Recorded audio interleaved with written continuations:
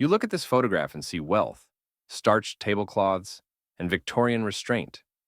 You see a family paused in the stiff calm of the 19th century, preserved by chemistry and patience. But if you know where to look, if you've handled enough of the dead past, you understand immediately that this is not a family portrait. It is a crime scene photograph, taken before any blood was spilled. Before we continue, make sure to subscribe, hit the notification bell, and comment where you're watching from. The photograph is heavy in the hands, mounted on thick, yellowing cardboard, its edges softened by more than a century of human touch. The date penciled faintly on the reverse reads 1899. Archivist Michael Thornton receives it without ceremony, slid across a reading table in the climate-controlled basement of the archive, where sound is swallowed and time feels stalled. He has learned that truly dangerous objects are never announced. They arrive quietly. At first glance, the image offers familiarity. A dining room of obvious wealth, polished mahogany table, starched linen, heavy drapes pulled back just enough to suggest daylight, without revealing the world beyond the glass. A man sits on the left, upright, formal. A woman on the right, composed, rigid. Between them, children arranged with deliberate symmetry. Their clothing is immaculate. Their faces are disciplined into the solemn expressions demanded by long exposure times and stricter social codes. It is the kind of image meant to reassure posterity. Respectability, order, control. Then Michael sees it. Centered on the dining table, interrupting the geometry of plates and cutlery, sits a black top hat. Not placed casually, not set aside. It occupies the table as if it belongs there, as if it has been granted equal status with the family itself. Michael does not need to consult a reference book to understand the significance. In Victorian domestic culture, a man's hat never touched a dining table. To do so was more than a breach of etiquette. It was a symbolic violation. In some regions and households, it was understood as an omen, a declaration, the unspoken acknowledgement that death was present under the roof, a corpse in the house. Michael leans closer, heart slowing in that familiar way it does when instinct overrides thought. Everyone in the photograph is visibly alive. No blurred eyes, no stiffened posture, suggesting post-mortem posing. Their chests are upright, their gaze is focused. Whatever this is, it was taken in real time. So why is the symbol of death sitting among the living? He studies the faces again, more carefully now. The children's expressions are tight, not bored, not impatient, but controlled. Their mouths are closed with unnatural precision, as if each has been instructed not merely to sit still, but to endure. The man's posture is formal, yet something about the way his shoulders slope suggests discomfort, as though the jacket he wears does not quite belong to him. Then, Michael's eyes settle on the woman. She sits to the right, hands folded in her lap. At first, they appear demure, acceptable. But when he magnifies the image, the truth emerges in the grain. Her fingers are clenched so tightly that the skin at her knuckles is pulled pale, the tension visible even through the limitations of 19th century photography. This is not the relaxed stillness of a woman posing for a portrait. This is restraint, suppression, fear disciplined into silence. The room itself begins to feel wrong the longer he looks at it. The air seems too still, the table too orderly, the hat too deliberate. Michael realizes something then, something that sends a cold line of understanding through him. This photograph was not taken to preserve a moment. It was taken to prove one. Someone wanted evidence, someone needed this image to exist, and whatever was about to happen, whatever violence, betrayal, or disappearance waited just beyond the frame, had not yet occurred. This photograph captures the final arrangement of a family before it ceased to exist as such. The dead were not yet dead, but they were already present. Michael Thornton does not speculate alone. Within an hour of encountering the photograph, he is seated across from a specialist in Victorian domestic life. One of those scholars who knows not just the rules of the era, but the punishments for breaking them. The expert studies the image in silence, fingertips resting just short of the table's edge, as if unwilling to contaminate what he's seeing. Before we go any further, make sure to subscribe, hit the notification bell, and comment where you're watching from. The verdict, when it comes, is measured and unsettling. This could not have been accidental, the expert says. A hat on the table is not a lapse, it's a declaration. They begin with the family. Records confirm the identification quickly. The Sullivans of Boston, industrial wealth, old money married to new machinery, a household that would have known etiquette with the same intimacy as Scripture. The Sullivan dining room would have been governed by rules enforced not only by tradition, but by fear of social annihilation. Servants dismissed for less, invitations withdrawn, doors closed quietly, forever. Which is why the question sharpens instead of softens. Who would dare place a hat there? Victorian protocol was explicit. Only the head of household could violate the sanctity of the dining table, and only under extraordinary circumstances. Even then, such an act would have signaled crisis, death, a body upstairs, a man not yet buried. Michael suggests the most common explanation first: post-mortem photography, a grim but familiar practice of the era. The expert shakes his head immediately. No, he says, look at the eyes. They enlarge the image again. Every face stares forward with focus. No glassiness, no mechanical props holding bodies upright, no stiffness of joints betrayed by long exposure. These people are alive, conscious, and aware. Then why the hat? Another hypothesis emerges, colder than the first. Perhaps one of the children is already dead, posed to appear living. The expert has seen such deceptions before. But magnification destroys that theory as well. The children's postures are imperfect. Their weight is distributed naturally. A dead body cannot fake tension. And there is tension everywhere. Michael points to the mother again. Elizabeth Sullivan, seated to the right. Her hands are clenched with such force that even the limitations of 19th century photography cannot fully obscure it. Her wrists are straight, locked, as if she has been instructed not to move them an inch. Her shoulders are drawn back too rigidly. She is not posing. She is complying. What would make a woman like this sit so still? Michael asks. The expert does not answer immediately. Instead, he gestures toward the father. Robert Sullivan, at least the man presumed to be him, sits on the left. His expression is controlled, but something about him resists familiarity. His jacket hangs oddly, as though it was tailored for someone with slightly different proportions. More telling is his left hand.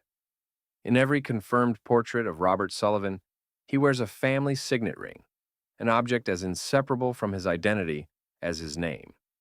Here, his finger is bare. That absence matters.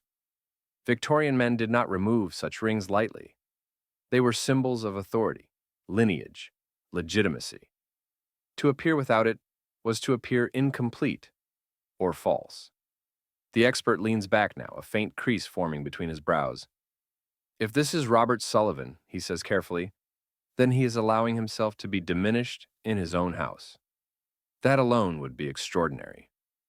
Michael's gaze drifts back to the hat. Black felt, perfectly centered, not tossed aside, not placed near its owner's plate. It dominates the composition like a punctuation mark. A pause. Then, the expert speaks again, slower this time. There is another possibility, he says, one that Victorian families would never acknowledge publicly. Michael waits. This photograph may have been taken under compulsion, the expert continues. Not emotional pressure, physical threat, and if that's the case, the hat is not a symbol of death already occurred, but of death being withheld. A warning placed in plain sight. The realization settles heavily between them. The photograph is no longer a record of domestic life. It is a message. A forced performance. A tableau staged not for memory, but for leverage. Whoever arranged this scene wanted proof that the family was alive, compliant, and intact, at least for the moment. And somewhere beyond the edges of the frame, someone was watching to make sure they stayed that way. The truth does not reveal itself all at once. It never does.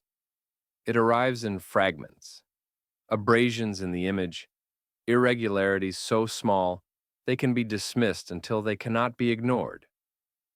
Michael returns to the photograph alone that evening. The archive has emptied, the building settling into its nocturnal quiet. He places the image beneath a high-resolution scanner designed for damaged manuscripts, not photographs meant to deceive. As the light passes slowly over the surface, details emerge that the human eye had been trained for over a century not to see. Before we continue, make sure to subscribe, hit the notification bell, and comment where you're watching from. The first anomaly appears in the background. Behind the family, partially swallowed by the heavy curtains framing the dining room window, is a distortion, an interruption in the expected symmetry of fabric and shadow. Michael zooms in, adjusting contrast, stripping away the softness imposed by age. The blur sharpens into a shape, a human silhouette, not seated, not posed, standing. The figure is positioned just far enough behind the curtain to evade casual notice, but too precisely placed to be accidental. One shoulder catches the light. The outline of a head emerges. This person is not part of the portrait. He is not participating. He is watching. Victorian photography required stillness, bordering on punishment. Any movement produced ghosts, smears of the living who could not remain obedient to the lens. But this figure is steady, intentional. He knew exactly where to stand to remain almost invisible. Michael understands what this means immediately. Someone else was in the room during the photograph. Someone who did not belong to the family. Someone whose presence was meant to be hidden, but not entirely. Then Michael notices the girl. She sits at the head of the table. This alone violates every convention of the era. That seat belonged to the patriarch always. For a child, especially a daughter, to occupy it was unthinkable. At first, Michael assumes compositional convenience, but the longer he looks, the less convincing that explanation becomes. He magnifies her hands. They rest in her lap, fingers interlaced, but not naturally. The grip is too tight, the alignment wrong. Her thumbs are pressed inward, as if restraining a tremor. On her right wrist, just below the cuff, a darkened mark blooms beneath the surface of the skin. Not a shadow, not damage to the photograph. A bruise. The implications coil tightly around each other. The girl is not seated there by honor or affection. She is placed, positioned. Her location is deliberate, her stillness enforced. Michael returns to the man on the left, presumed to be Robert Sullivan. At higher resolution, the wrongness intensifies. The jacket does not merely hang loosely, it belongs to a larger frame. The shoulders slope unnaturally, as though the fabric is compensating for a body it was not tailored to hold. The collar sits unevenly against the neck, and the missing signet ring becomes more than absence. It becomes evidence. This man is wearing another man's life. Michael cross-references known portraits of Robert Sullivan, overlaying facial proportions. The eyes align, the nose almost. But the jawline diverges subtly. The ears sit lower. These are differences invisible to the untrained observer, but unmistakable once seen. This is not Robert Sullivan. And yet, the family sits beside him without protest. Because they cannot. The silhouette in the curtains sharpens further. Michael isolates the shape and enhances the contrast. A hand emerges from shadow. In it, something long and metallic catches the light. A straight line inconsistent with the soft geometry of a Victorian interior. A firearm. Everything rearranges itself then. The top hat, The girl's bruised wrist, the mother's clenched hands, the wrong man in the father's seat, the watcher in the shadows. This photograph was staged under threat, not symbolic coercion, not social pressure. Physical violence, present and immediate. The family is being held hostage inside their own dining room, forced to perform domestic normalcy while death stands just out of frame. The camera captures not a memory, but a moment of suspended terror, a record taken before the inevitable release of violence. The photograph does not commemorate who they were.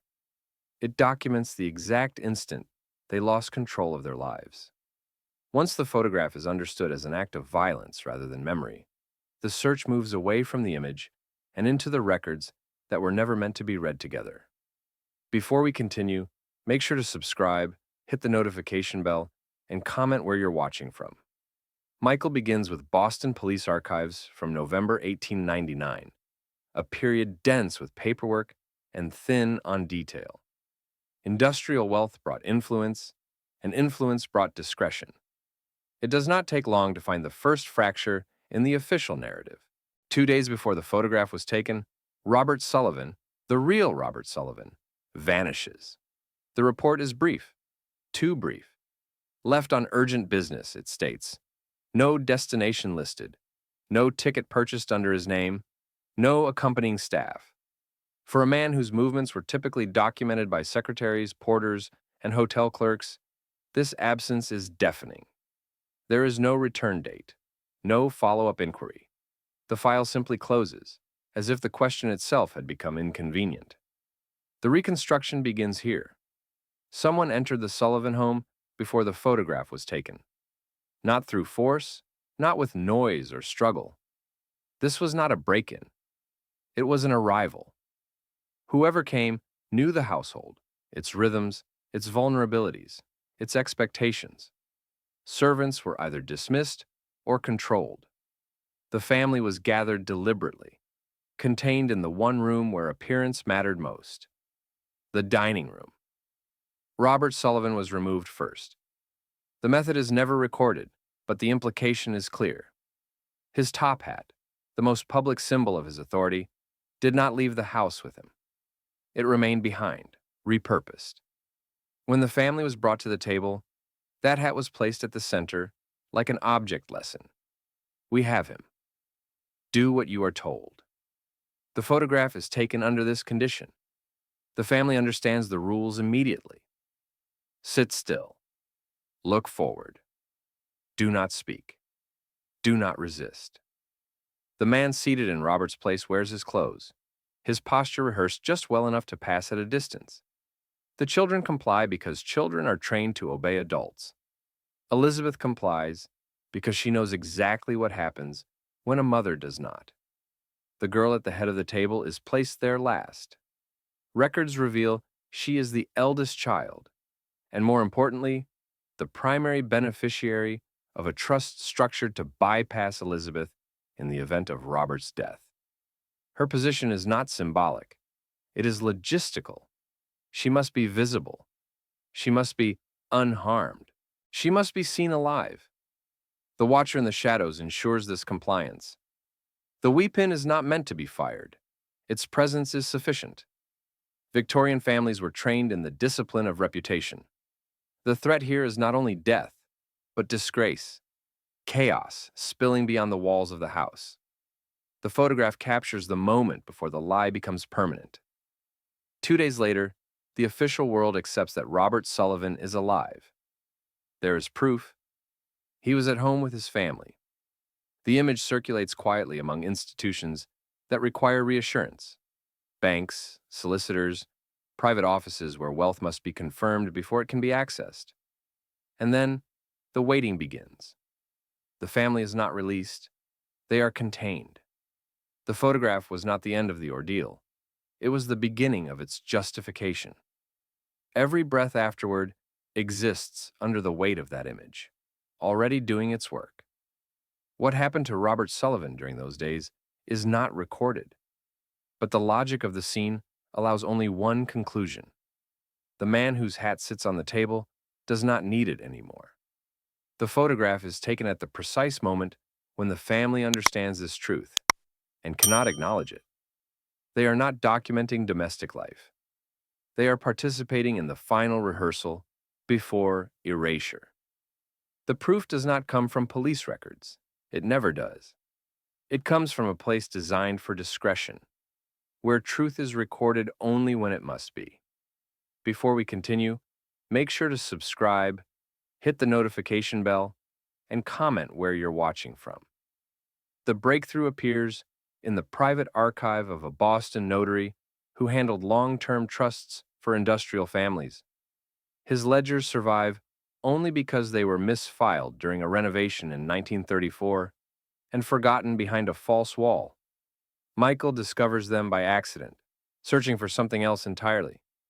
Inside one volume, pressed between contracts and bond transfers, is a duplicate of the Sullivan photograph. This alone is alarming. Family portraits were not legal instruments. They did not belong in notarial archives. Yet here it is, carefully mounted, its edges worn by hands that return to it repeatedly. When Michael turns it over, his breath catches. Written in faint, uneven ink, so light it nearly disappears into the cardboard, are 4 words: Cousin Arthur has returned. The handwriting belongs to Elizabeth Sullivan. Everything rearranges itself. The phrase is not sentimental. It is not relieved. It is declarative, stripped of emotion. A statement written under conditions where honesty is dangerous. Elizabeth does not name Robert. She does not write, "my husband." She chooses a word that explains the photograph without revealing its full horror. Arthur. The records confirm what the family never announced publicly. Robert Sullivan had a twin brother, born minutes apart, raised together until adolescence, then separated quietly, deliberately. Arthur was the weaker of the two, not physically, but morally. Arrest records from the 1870s surface under his name. Fraud, impersonation, short cons, disappearances just before consequences arrived. The family erased him early, paid debts, closed doors, removed him from polite memory. But Arthur did not disappear. Twins share more than faces. They share access, knowledge of gestures, an understanding of how another man moves, sits, breathes. Arthur knew Robert's voice, his mannerisms, the cadence of authority that servants obeyed without question. When he returned in 1899, he did not need to force entry. He belonged. The man seated on the left in the photograph is not impersonating Robert in disguise. He is wearing his life openly. The jacket fits poorly because it was never meant for him. The missing signet ring is not forgotten. It would not fit Arthur's finger. The family recognizes him instantly. So does Elizabeth. The photograph becomes an alibi. Arthur needs proof that Robert Sullivan was alive on that date. Present, domestic, unquestionable. With that image, he could access accounts, authorize transfers, move money without scrutiny. The family is forced to participate because refusal means immediate consequence. The watcher in the shadows is no accomplice. He is enforcement. The girl at the head of the table is not honored. She is leveraged. Arthur understands the trust structure better than anyone. Robert had once explained it during a moment of brotherly confidence, long before exile. The child is the key. Her safety ensures Elizabeth's obedience. And the hat. The hat is not symbolic tradition. It is mockery. Arthur places his brother's hat on the table deliberately. He forces Elizabeth and the children to dine beside the object that proves Robert is already dead, or close enough that the distinction no longer matters. It is dominance made visible. A reminder that Arthur controls not only the present, but the memory of the man he replaced. The photograph does exactly what Arthur needs it to do. Banks accept it. Notaries file it. The world continues without noticing the substitution. Elizabeth writes the truth only once, in ink so light it can be denied. Not a confession. A marker for anyone who might someday look closely enough. Cousin Arthur has returned, and with him, everything the family thought had been buried. The photograph was never meant to hang on a wall. Before we continue, make sure to subscribe, hit the notification bell, and comment where you're watching from. Once Arthur Sullivan secured the image, its purpose shifted immediately. It left the dining room and entered a different world, one of paper, ink, and institutional faith. The photograph moved quietly through private offices where no one questioned what wealth presented as truth. Banks did not ask whether the man in the picture was truly Robert Sullivan. They asked only whether the family appeared intact, and it did. Victorian finance depended on stability as much as capital. Trusts, bonds, and inheritances were structured around the assumption that appearances reflected reality. A photograph showing the head of household alive and presiding over his family was not sentimental. It was verification. Arthur understood this better than anyone. He did not need to convince the world that he was Robert. He needed the world to stop looking. The image achieved that. Account access followed.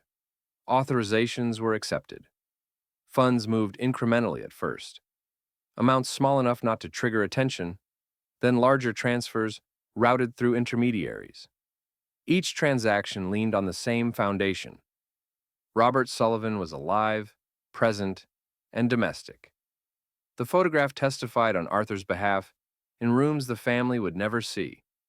Inside the house, time collapsed.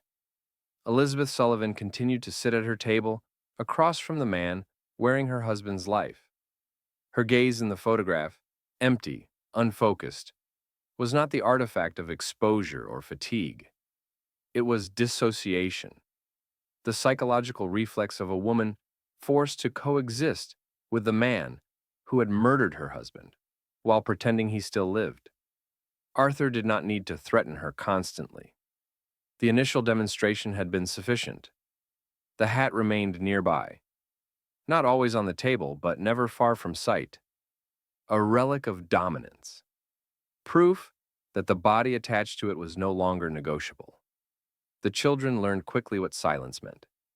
The eldest daughter, placed at the head of the table for the photograph, remained Arthur's leverage long after the shutter closed. Her safety was never directly questioned. It did not need to be. The memory of the bruise on her wrist did its work. The photograph's true meaning sharpens here. It is not a record of who the family was. It is collateral. Every figure in the image is an asset being managed under threat. Their stillness is not compliance, it is survival. Arthur's smirk, barely perceptible at the corner of his mouth, becomes unmistakable once you know what you're looking at. This is a man who understands power as theater. He stages proof the way others stage meals. The top hat, placed so carefully at the center of the table, is the photograph's final cruelty. Arthur could have hidden it, removed it, chosen any object. Instead, he selected the one thing Elizabeth could not look at without understanding its meaning. Your husband is already dead, and I am not. The mother's stare reflects this truth. She is not looking at the camera. She is looking past it, toward a future she understands will never be corrected. The photograph freezes her at the exact moment hope collapses into calculation. How long can she keep the children alive? How much obedience will be enough? The world outside the house accepts the lie without resistance. Why wouldn't it? The image is convincing. The family is wealthy. The institutions benefit from not knowing.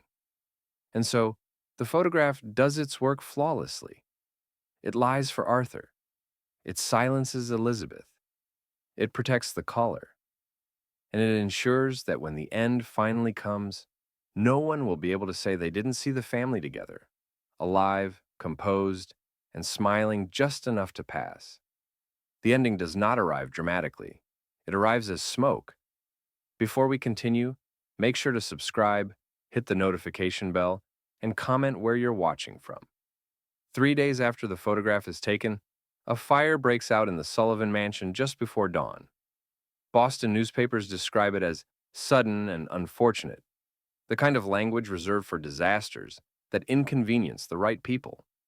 Flames consumed the eastern wing of the house, collapsing floors, devouring furniture, erasing rooms where voices once learned how to stay quiet.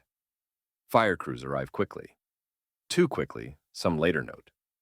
The blaze is contained before it can threaten neighboring properties. The damage is described as extensive, but selective. When the smoke clears, Elizabeth Sullivan and her children are found in the basement.